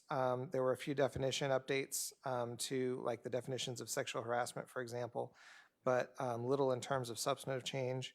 3.07 is a section for lactation breaks for new mothers. There was a state law that passed in Atlanta 2 years ago to require certain break accommodations for nursing mothers, and so that's reflected in the handbook. 3.08 is the HIPAA policies, and that was reviewed by our outside HR counsel, but they determined no changes were needed.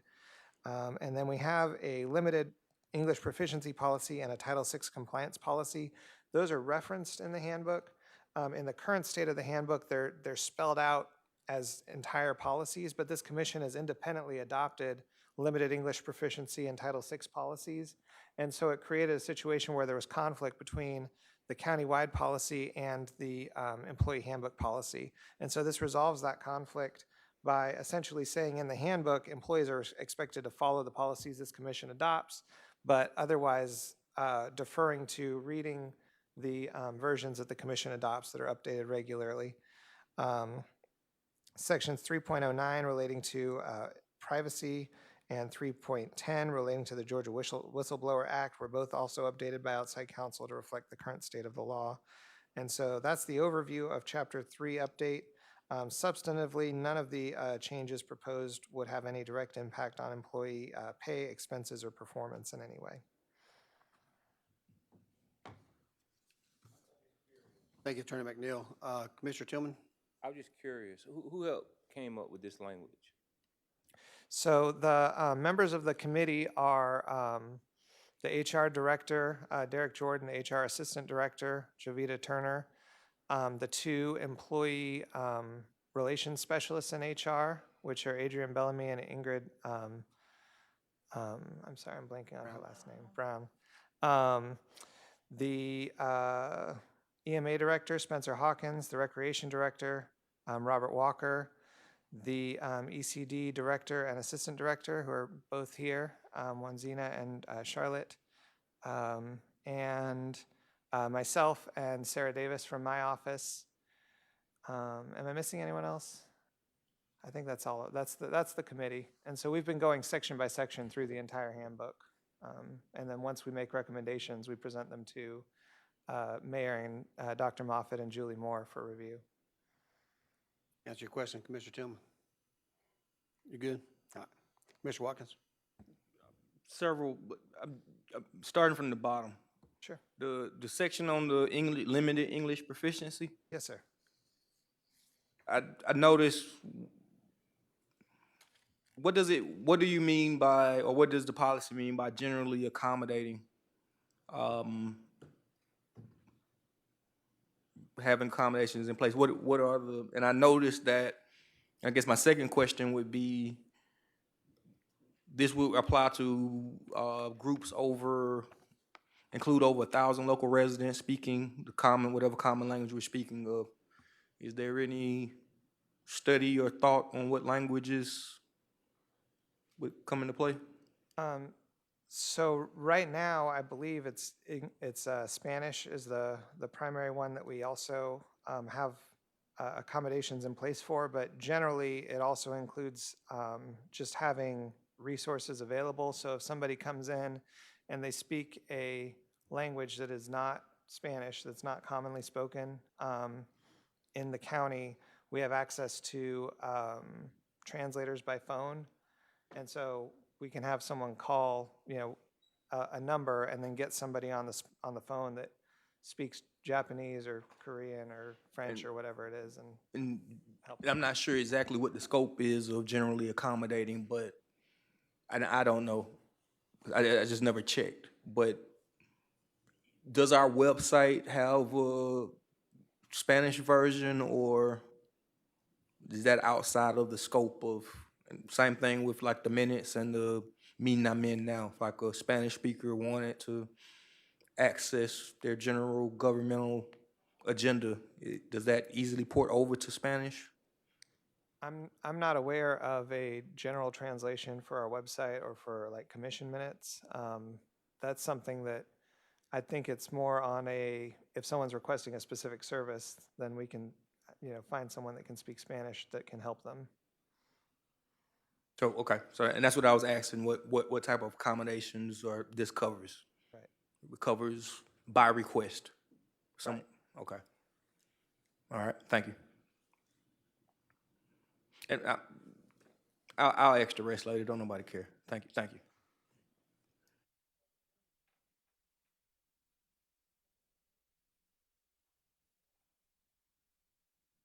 Okay, at this time we get a motion to approve. Item A. Nobody? Got a motion, I got a second by Commissioner Wynn. All those in favor of the motion, please say aye. Opposed, nay. That motion carries to be sent to consent agenda. The next item is the ordinance to amend Section 4 of the Macon-Bibb County Government Policies and Procedure Manual. And Attorney McNeil, you as well. Okay, thank you, Mr. Mayor Miller. We've got, so Chapter 4 is the disciplinary section of the employee handbook. This is the disciplinary review process. And the most common concern that came up during the committee meetings about the handbook was that there were employees who were chronically problematic in various ways, and that the directors felt that generally if you had a chronically problematic employee, it was often difficult to go through the progressive disciplinary process and remove them and replace them with somebody who is more successfully performing their duties. And so the current handbook has a group of different offenses. It groups employment offenses as group 1, 2, or 3 with specific actions within each that can be the basis for discipline. This handbook update revises and expands the list to clarify that directors have other options besides just suspension and termination. For example, if somebody calls out sick for a week and then the director finds out that they were on vacation really instead of out sick, then the director can have their leave time adjusted, for example, to make up for what it should have been. It also eliminates the distinction that's currently given for employees who have been on the job for less than 6 months as being probationary employees, and clarifies that all employees are work at will. This required taking out references to probationary employees and to the employee problem-solving procedure and other sections in the handbook. And so where the ordinance says we're amending various other sections for consistency of terminology, it's to remove those terms. The list of offenses is still preserved as guidance and examples for the employees for conduct expectations, but also adds some descriptions of wrongful conduct by employees in supervisory or managerial roles to give subordinate employees the ability to complain to HR, to the county manager, about misconduct. For example, if they feel like they're being treated cruelly by the supervisor or something like that, then they have a way to complain about that, and we'd rather know about it than have employees feel like they can't say anything. This also preserves a list of zero tolerance offenses, which lead to automatic termination. But just to be clear about this, it removes having a positive drug screen for marijuana or for prescriptions from an automatic mandatory termination. It does not make marijuana permissible or not subject to disciplinary measures, but it just says that in certain circumstances, it doesn't necessarily have to be an automatic termination in every case. And then finally provides for non-disciplinary involuntary employment actions as well, such as if a director just needs to move an employee from one project to another or from one site to another because of need rather than misconduct, that authority is specified. That's all in section 4.1. 402 creates a personnel action review team, and so this is the substitute for the adversarial hearing process. The review team will be one person from HR, one person from legal, and one person that's a director of a different department than the department the employee is in. So HR will review disciplinary proposals for consistency across the county. Legal will review for legal compliance, making sure they're non-discriminatory and things like that. And then the department head will just have kind of an on-the-field, on-the-ground perspective to offer as well. Any personnel action that affects employees' pay, benefits, job title, or similar, they review and discuss each situation on a case-by-case basis. That's communicated to the department head, the employee, and the county manager. And then there's a right to appeal in writing to the county manager to ask for reconsideration, but then the county manager would make the final decision on the disciplinary matter. There would be no more adversarial process, calling of witnesses, hiring a hearing officer or a court reporter, things like that. And so we have had a few cases where, for example, an effort to terminate an employee who had been involved in serious misconduct had gone through the court system or had taken a long time to go through the appeals process. And so this streamlines that as well and allows us to fill those positions more quickly. 4.03 is a rehire policy. The county right now does not have a comprehensive rehire policy, and so this sets when an employee leaves, they're noted as being either eligible or ineligible for rehire. If they're deemed ineligible, it specifies a term, and that's considered a disciplinary matter. And so that would be subject to the same review process, but that would be binding on the entire county. And so because it's reviewed every single time, if a director wants to say that a terminating employee is deemed ineligible for rehire, then that would be reviewed as a disciplinary matter. And then if they do try and apply for a new job, then that would be flagged to the hiring department as well as part of the application process. Section 4.04 designates a general managerial authority for directors and officers. This is a new section to our handbook. This came up, and there were a couple of different departments that earlier this year wanted to just make general pronouncements of policy for their departments.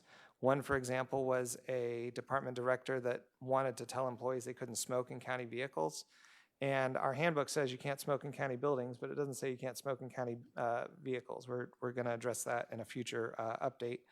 But it didn't say you can smoke either. And so we told the director, you can make that as a departmental policy. And so this just kind of allows that. If there is a policy they want to make that doesn't conflict with other countywide policies or federal or state laws, then they can do that. And then 4.05 is the employee performance section. And this specifies just generally how performance evaluations are conducted on an annual basis. And so that's the overview, Mr. Mayor, of Chapter 4's proposed revisions. Thank you, Attorney McNeil. Any questions for Attorney McNeil on that particular issue? Mr. Watkins. I was curious, on the statement you made, we changed from all employees work at will. What was the previous setup? Or we're switching to all employees work at will, if I'm understanding you right. So under the current handbook, there is a provision that says all employees are work at will, but then there's also in the disciplinary section a provision that says that the named specific offenses are the only things that employees can be disciplined for. So, a director could theoretically terminate an employee because they don't like the color of their car, just, on a whim, for any reason or no reason. But if a director wanted to say, I want to terminate you because, you started a fight on the job or because of employment misconduct, they had to couch it in terms of a specific enumerated offense that was in the disciplinary code in the current handbook.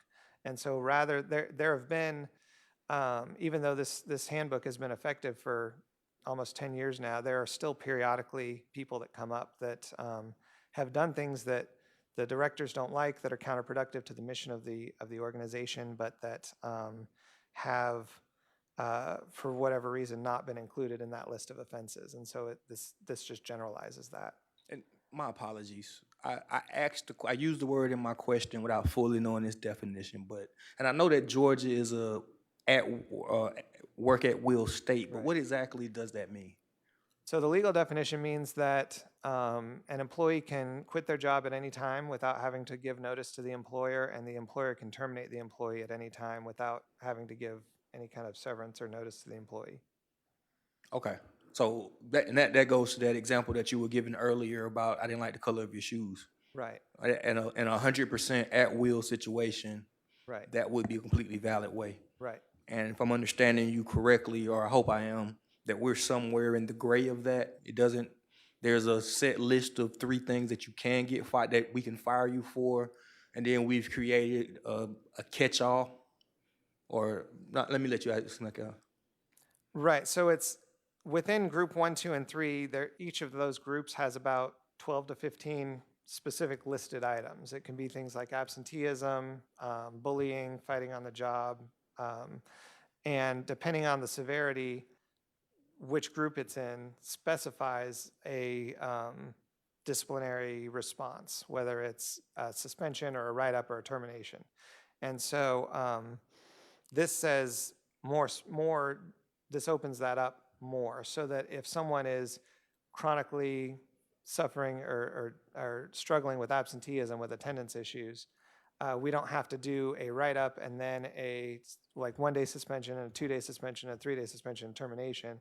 If it's bad enough, if they've called in sick 10 times in a month and they weren't sick for any of those, then you can go directly to a suspension or you can go directly to termination depending on the circumstances. Right.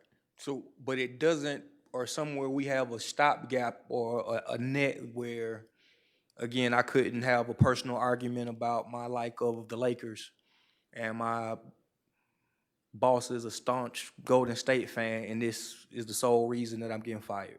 And I understand that, because if I'm understanding, that would be valid in 100% at will, but there's some language in here that doesn't give the director that level of authority, or? That's in the current handbook. So if you like the Lakers and your supervisor doesn't, that's in the current handbook, that could be a basis for termination. And that's consistent with state law, as long as the basis is not some sort of protected class. So how does that par with the earlier statement of you had to be on one of the list? So if you were being terminated for disciplinary reasons, then it had to be something on the list. But you could be terminated for non-disciplinary reasons on an at-will basis, which creates, it's counterintuitive, because it allows a good employee to be fired for any reason, but a bad employee to only be fired for specific reasons. Fascinating, fascinating. That's the old system that we're Right, improving. right, yes, sir. But it still allows for some of that, even in the new system. So all employees would be work at will. And so what that means is that any employee would be subject to removal if it's consistent with the policy of the county to remove them from their position. So of course, I want a bad employee to be removed. Right. But the concept that you mentioned, you said it in a good way, the good employee being removed for a bad reason. Right. Is the policy that we're approving today has some safeguards to prevent that, or? So that's what the personnel action review would be for. And Okay. so then the That's the HR review and team that legal you were of the speaking other- on Right, the earlier. review team would look at that and say, this doesn't seem fair, this doesn't seem consistent with the mission of the county, and then that would be appealable to the county manager for the final voice. Okay, so the good employee couldn't initially be fired for a bad reason, but Right. there's a stopgap created with the review team that we can bring them back. Right. Okay, okay. And if I'm understanding, state law doesn't allow for much better than that because Georgia is an at-will state. Right. State law and federal law both say as long as the reason is not discriminatory, an employee can be terminated for any reason or no reason. Okay. I know some years back, I was under the impression that there were, like, the rank and file had to be a decent reason, but then, like, department heads that worked directly for the mayor or county manager were the ones that were at will, couldn't appeal something or... Right. So under the charter, all department heads serve at the pleasure of the mayor. So that's been the case all along since consolidation. Right. And that's still in place. Yes, That wouldn't be changed, and then Correct. this applies to more rank and file. Correct. Okay, I understand. Thank you. Thank you, Mr. Watkins. Okay, this time, I'd entertain a motion for approval. Motion by Commissioner Waddle, we get a second? Second by Commissioner Howell. All those in favor of the motion, please say aye. Aye. Opposed, nay. All right, motion carries and be sent to consent agenda. We're gonna go back to item 6A in particular, just, we're going out of our meeting into a hearing. It's published at 5:45. We sent out notices. This is on the Bonita Place right of way. And I'm not sure if we need to go back into the details. I appreciate you coming down. We are in agreement that there is no one that's locked out of any property. That is, I just wanted to clarify when I said that everybody had paved access. Okay. The parcel that does appear to be landlocked is owned jointly with two other parcels that give it access through Nottingham, I believe. I may have that incorrect. I don't know the area very well. And that foundation is owned in part by our petitioner. Okay.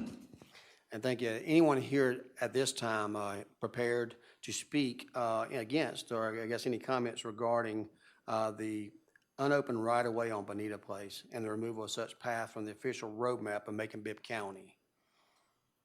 Going once, going twice. Okay, we're going to get out of this hearing. We do have a need to go to executive session, so we're going to take about 7 minutes.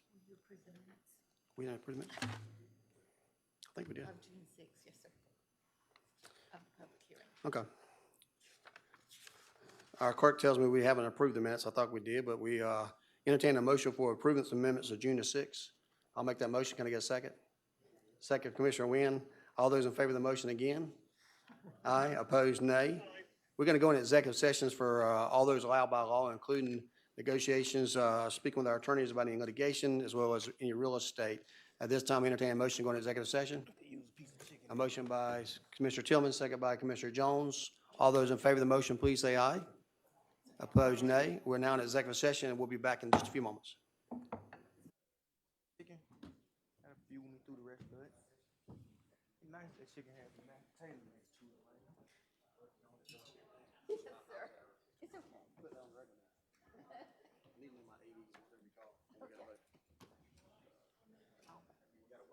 I went outside and talked to him.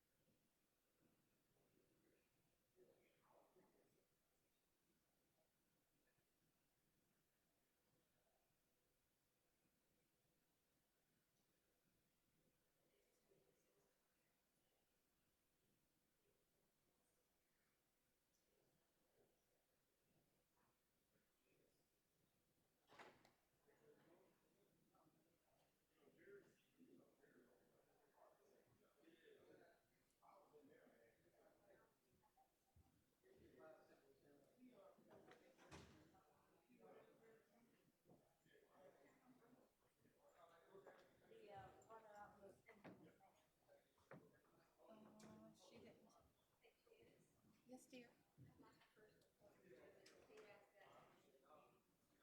Yeah. Will do. Will do, will do.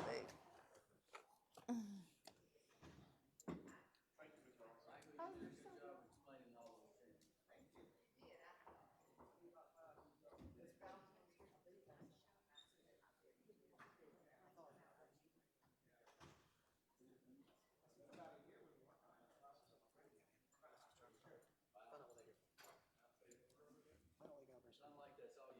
Tracy. Tracy Hicks.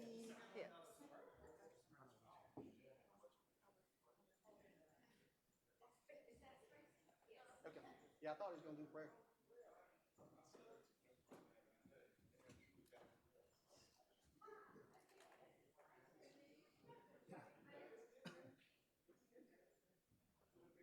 Morning, sir. You got 6 days, I'm gonna keep it. Morning side, right?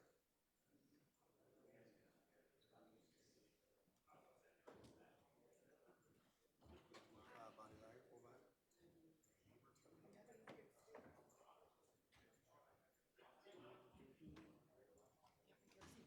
Yeah, see if we I'm can so hear you. glad you like my new stuff. Oh, yeah, yeah. When I saw that and I could scroll and see everything, that was And great you know, because you spend pedestrian, all Give me day one more. long you know, clicking on. pedestrian safety. Give me one more. agendas on there, all the feature boards on See if Bill there. Raymond come around. Everything we support. Yep. Sounds I good It need to took me 2 me. years to get it, but I I just got need it. one more. I gotta cook. You got to do what?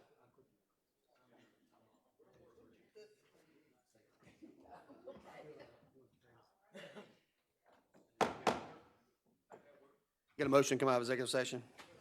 Motion by Commissioner Lucas, second by Commissioner Wilder. All those in favor of the motion, please say aye. Opposed, nay. We're now in executive session. We have no further business regarding the committee of the whole, so we're going to adjourn this meeting, and we're going to begin our regularly scheduled meeting. So for those of you who joined us, good evening, ladies and gentlemen. Today is June the 20th, and it's 6:10. I'd like to welcome you here to our regular scheduled commission meeting tonight. We're going to begin the meeting like we always do, and that's the call to order, followed by the prayer. Our prayer tonight is going to be led by Reverend Tracy Hipps, who's the Morningside Baptist Church Reverend. Mr. Reverend Tripp, if you don't mind coming up here to the podium. He'll lead us in a prayer, and those you can will please bow your heads and stand up, and we'll do the Pledge of Allegiance next. Let's pray. Father God, we just come before your presence, God, seeking your guidance, your direction for this time, for this commission, Father. And I pray, Father God, that everything that is said and done would be to seek and to keep in your will. Father, I just pray as they make decisions this evening, Father God, there would be decisions, Father, that would honor you and then it would bring the best interest for this city and this community, Father God. And I just pray for each lady and each man that sits in this position, Father, that, Lord, your word says, if anyone lack wisdom, let us ask for wisdom. And so, Father God, I pray for your wisdom for their behalf this night and this day. In Jesus' name, amen. Amen. Thank you. I pledge allegiance to the flag of the United States of America and to the republic for which it stands, one nation, under God, indivisible, with liberty and justice for all. Have you seated? Not aware of any announcements tonight or presentations. We do have approval of the minutes. This is the approval of the minutes from the June the 6th, 2023 commission meeting. I get a motion to approve. Motion by Commissioner Wynn, second by Commissioner Tillman. All those in favor of the motion, please say aye. Opposed, nay. That motion carries. We also do not have any public comments on agenda items, any old business or new business. We do have a consent agenda which consists of items A through Q. Items A through Q. At this time, we entertain a motion to approve the consent agenda as published. Motion by Commissioner Wilder, second by Commissioner Jones. All those in favor of the motion, please say aye. Opposed, nay. That motion carries. That completes the consent agenda. There are no public comments on non-agenda items. We do want to let members of the public know that on July the 4th, that's when our next scheduled meeting would be, but because it is a federal holiday, Just like the holiday we just had yesterday, we will not be open for business and we will not be here that day. So we'll be taking off July 4th, and we'll see you again on July the 11th. I do have a couple of appointed personal privileges, and this time I call on Commissioner Wynn, if you don't mind hitting your light, ma'am. Mayor. Yes, ma'am. Yes, sir. I just wanted to tell the public and you, anybody in here, that District 1 is having a community meeting. It will be next Wednesday, June 28th at 6:30 at Forest Hills United Methodist Church on Forest Hills. And our two speakers right now are going to be J.T. Rickerson on code enforcement and Sheriff David Davis on crime. Thank you, Commissioner Wynn. Commissioner Howell? Yeah, since won't be here July the 4th, on July the 8th, the South Macon Rec Center is having a pop-up health with Mental health matters. Andrea Cook. Mental health matters. Health fair. Yeah. We're going to have free breakfast, car show. It's going to be a pretty big event. We're inviting everybody out. It's from 10 o'clock till 1 o'clock on July the 8th. I'm sorry, July the 8th. Thank you, Commissioner Howell. Commissioner Watkins, you have something, sir? Yes, sir. Yes, sir.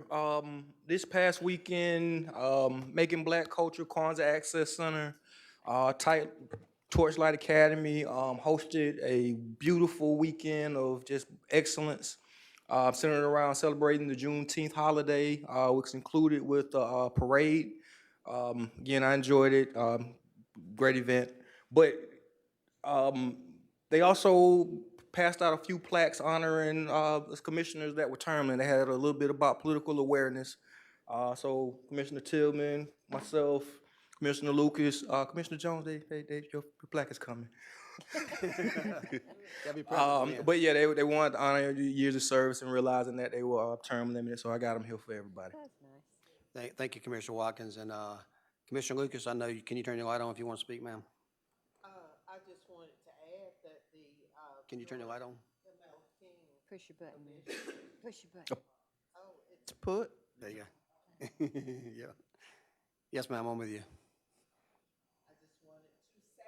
That the ML King Commission endorsed or formed a partnership with those organizations and helped to sponsor. So we were very, very pleased, had the pleasure of riding in the first Juneteenth parade. It was great, and look forward to continuing to work with those groups. I was so pleased to see so many young people who obviously are developing that civic awareness and that involvement. I was real pleased to see that. So I want to thank all of them for letting us old folks participate in the parade and encourage people to continue working with all of these organizations that are stressing unity. Well, thank you, Commissioner Lucas. It was my pleasure to be there as well. I think the event was for our first year event. There's a few little hitches that I know they're going to be working on for next year, just like we always can expect. We hope it continues to grow, but it's a testament to our community, and I really was pleased with the crowd that we came out there to see the parade, and not only the parade, the situations that happened before and after, as far as the recognitions, the music, the food, everything was a great atmosphere. So thank everyone for their hard work and their dedication for putting this on. We look forward, like all of our parades, to continue to grow. Just like we had the Veterans Day, we want people to support that this year as well, so we're going to go plug for that as well in November. The same thing for our Christmas and Cherry Blossoms Parade, and then once again, the Juneteenth Parade next year. So at this time, I think Commissioner Tillman has our final point of personal privilege, and we'll take it off until after the holiday. I just want to say, y'all please say a prayer for my baby girl. We sent her off this morning over to Spain, and she was delighted, and she was escorted by none other than Commissioner Watkins' mom, and we're excited, and we'll see her in the end of July and as she go and study abroad, and wish her well. All right, we wish her well. This meeting's hereby adjourned. All right.